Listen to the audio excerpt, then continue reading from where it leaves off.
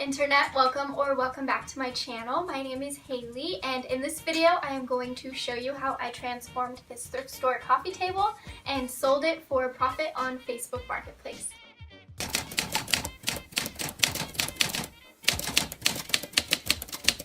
So here's the before. It was just a little bit dinged up and a little bit dingy. It wasn't too bad.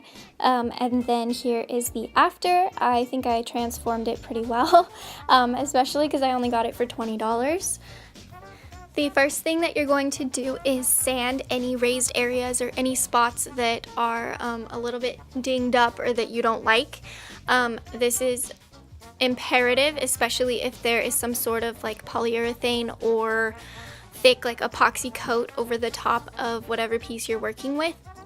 Only do this if your piece is real wood. If your project is made out of some kind of pressed particle board, do not sand it because you will end up ruining your project.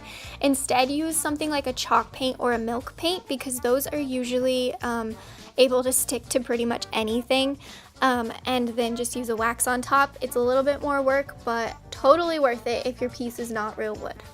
Then take a non-damaging all-purpose cleaner and get off all of that gunk and sawdust, and you are ready to paint. Most people use chalk paint when they do projects like this. I only use chalk paint if it's a situation where I can't sand the piece underneath. And because I just feel like chalk paint is a little bit too drying and I don't like having to do the extra steps of like waxing it and stuff. Plus, there's less of a color choice if you do that route, and it's more expensive. So instead, I recommend going to Home Depot or Lowe's and using some type of interior-exterior latex paint or acrylic paint. Just make sure to ask the paint worker what they would recommend, because if it can go outside on your front door, it can probably go inside on your coffee table. Just make sure that you're not doing a super cheap latex paint because it might peel off like a balloon. I've had that happen before. This is what it looks like painted. I only did one coat, and as you can see, it's thinner and thicker in some areas. I did that on purpose, and here is why.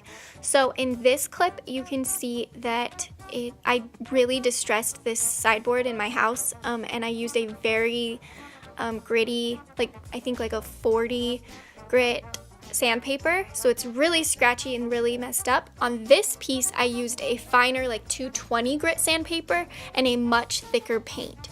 So I really wanted to do that super distressed vibe, and that is why I made some parts of the paint thicker and then some really, really thin, because that just made it easier for me to sand off the really thin areas.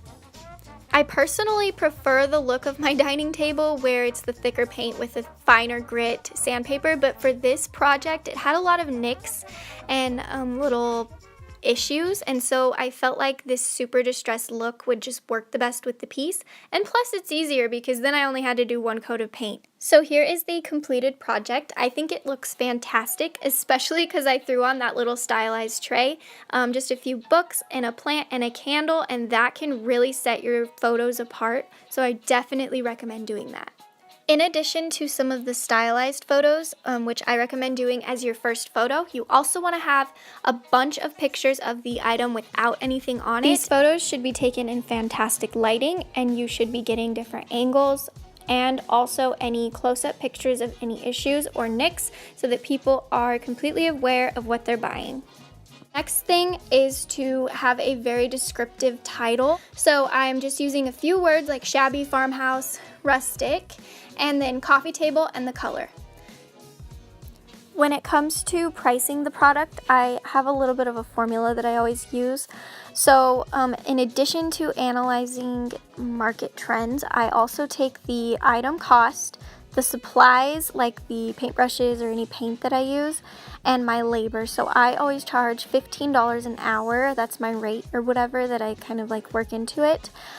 Feel free to charge whatever you think is fair. So that equals a total of $65, and then you double that number and that right there is your fair price. So for me, it would be $130, and then you want to tack on a good $10 to $20 so that in your listing you can say $150 or best offer, and then people feel like they can get a good deal by offering something a little bit less, but you're still getting your ideal price, or at least somewhere close to it.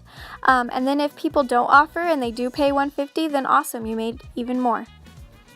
The next thing is your category, which that's easy. And then the condition. Don't lie in this part. You don't want to say it's brand new if it's not brand new. This will create problems in the future, and especially if you're going to do this full time or a lot, you really don't want people to think you're dishonest. For the description, you want to be as descriptive as possible without being too descriptive and without your description being really lengthy.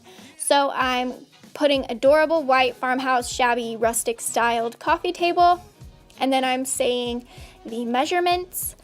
Then I am going to say basically the pickup information. So you also want to say if it's pickup only or if you are willing to deliver.